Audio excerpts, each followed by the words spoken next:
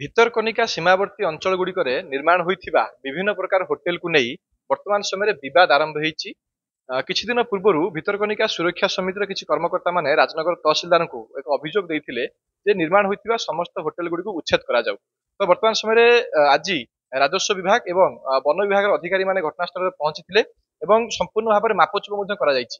ତ ମାପଚୁପରୁ କ'ଣ ବାହାରିଛି, କେତେ ଜଙ୍ଗଲ ଜମିକୁ ହୋଟେଲ ଯୋଉ ମାଲିକମାନେ ଅଛନ୍ତି ସେମାନେ ଅଧିଗ୍ରହଣ କରିଛନ୍ତି, ଆମେ ସିଧାସଳଖ ଆଲୋଚନା କରିବା। ଆମ ସହିତ ରାଜନଗର ତହସିଲଦାର ସାର୍ ଅଛନ୍ତି।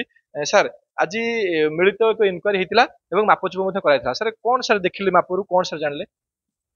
ହଁ, ଆଜି ଆମେ ଜଏଣ୍ଟ ଇନକ୍ୱାରି କରିଥିଲୁ। ଫରେଷ୍ଟ ଅଫିସିଆଲ ଆଉ ଆମର ତହସିଲଦାରଙ୍କ ତରଫରୁ ତହସିଲଦାରଙ୍କ ଟିମ୍ ଯାଇଥିଲେ ରେଭିନ୍ୟୁ ଡିପାର୍ଟମେଣ୍ଟରୁ। ତଦନ୍ତ ସମୟରେ ଜଣାପଡ଼ିଲା ଯେ ଭିତରକନିକା ଗେଟ୍ ଯେଉଁ ସାଙ୍କ୍ଚୁଆରୀ ଅଛି ତାର ଗେଟ୍ ପାଖରୁ ସେ ବାଙ୍କୁଆଳ ଭିଲେଜ ଏବଂ ତାର ଡାଙ୍ଗମାଳ ଭିଲେଜ ଆଉ ଗୋଟେ ଦୁର୍ଗା ପ୍ରସାଦ, ଏ ତିନିଟା ଭିଲେଜରେ କିଛି ସରକାରୀ ଜମିକୁ ଜବରଦଖଲ କରି କିଛି ଲୋକ ବସବାସ କରୁଛନ୍ତି, କିଛି ଲୋକ ବ୍ୟବସାୟିକ ପ୍ରତିଷ୍ଠାନ ମଧ୍ୟ ସେଠି ତିଆରି କରିଛନ୍ତି। ମୋଟ ସାର୍ କେତୋଟି ହୋଟେଲ ଅଛି ଯୋଉ ହୋଟେଲ ଗୁଡ଼ିକୁ ନେଇକି ବିବାଦ ହେଉଛି? ମୋଟ କେତୋଟି ହୋଟେଲ ଅଛି ଏବଂ କେତୋଟି ହୋଟେଲ ସମ୍ପୂର୍ଣ୍ଣ ଭାବରେ ସରକାରୀ ଜମିକୁ ସେମାନେ ଜବରଦଖଲ କରିଛନ୍ତି?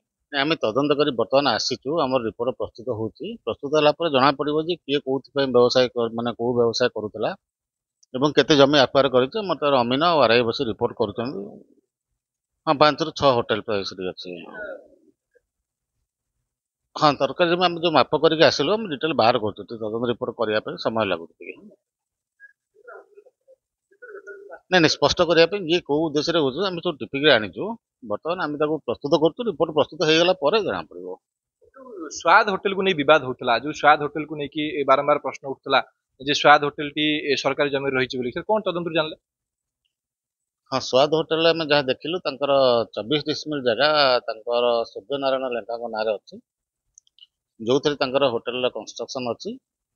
ଏବଂ ତା ବାଦେ କିଛି ସେ ପଛପଟକୁ ଯୋଉ ଜଙ୍ଗଲ ଜମି ଅଛି, ଜଙ୍ଗଲ ଜମିରେ କିଛି ପରିମାଣରେ ଗୋଟେ ପୋଖରୀ ଅଛି, କିଛି ପାର୍କ ଟାଇପର କରାହେଇଛି ଏବଂ ଗୋଟେ ଲାଟ୍ରିନ୍ ଟଏଲେଟ କରାଯାଇଛି ଏବଂ ତାର ଗୋଟେ ଗେଟ୍ ଅଛି, ଯୋଉ ଗେଟ୍ଟା ପରବର୍ତ୍ତୀ ସମୟରେ କରାଯାଇଛି। ସେ ଗେଟ୍ଟା ବି ସରକାରୀ ଜମିରେ ଅଛି। ଆଉ ଗୋଟେ ପ୍ରଶ୍ନ ସାର୍ ଉଠୁଥିଲା, ଗୋଟେ ବିବାଦ ମଧ୍ୟ ଉପୁଜୁଥିଲା ଯେ ସେଇ ହୋଟେଲରେ ବିଧାୟକଙ୍କର କିଛି ସମ୍ପୃକ୍ତି ଅଛି ବୋଲି, ସେ ନେଇ ସାର୍ କିଛି ତଥ୍ୟ ପ୍ରମାଣ ମିଳିଛି? ମୁଁ ସେ ବିଷୟରେ କିଛି କହିପାରିବିନି, କାରଣ ମୁଁ ଯାହା ପଟା ଦେଖି ସେଟା ସୂର୍ଯ୍ୟନାରାୟଣ ଲେଙ୍କାଙ୍କ ନାଁରେ ହିଁ ଅଛି। ନିହାତି ଭାବେ ଯାହା ଶୁଣୁଥିଲେ ବର୍ତ୍ତମାନ ସମୟରେ ରାଜନଗର ତହସିଲଦାର ସ୍ପଷ୍ଟ କରୁଥିଲେ ଯେ ସୂର୍ଯ୍ୟନାରାୟଣ ଲେଙ୍କାଙ୍କ ନାଁରେ ସେ 24 ଡିସମିଲ୍ ଜାଗା ରହିଛି, ଯାହାକୁ ନେଇକି ଯୋଉ ଜାଗାରେ ହିଁ ସେ ତାଙ୍କର କନଷ୍ଟ୍ରକ୍ସନ କରିଛନ୍ତି। କିନ୍ତୁ ଅନ୍ୟ ଯୋଉ ହୋଟେଲ ଗୁଡ଼ିକ ଅଛି ତାହା ସରକାରୀ ଜମିରେ ଅଛି, ତାହା କେବେ ଉଚ୍ଛେଦ କରାଯିବ ସେ ନେଇକି ମଧ୍ୟ ବର୍ତ୍ତମାନ ସମୟରେ ଅପେକ୍ଷା ରହିବ। ଯୋଉ ସରକାରୀ ଜମି ଗୁଡ଼ିକରେ ଜଙ୍ଗଲ ଜମିରେ ଯୋଉ ହୋଟେଲ ଗୁଡ଼ିକ ନିର୍ମାଣ ହେଇଛି ତାହା କେବେ ଉଚ୍ଛେଦ କରାଯାଉଛି, ତା ବିରୁଦ୍ଧରେ କ'ଣ ସବୁ କାର୍ଯ୍ୟାନୁଷ୍ଠାନ ନିଆଯାଉଛି। ରାଜନଗର ତାପସ ପରିଡ଼ା, କନକ ନ୍ୟୁଜ୍।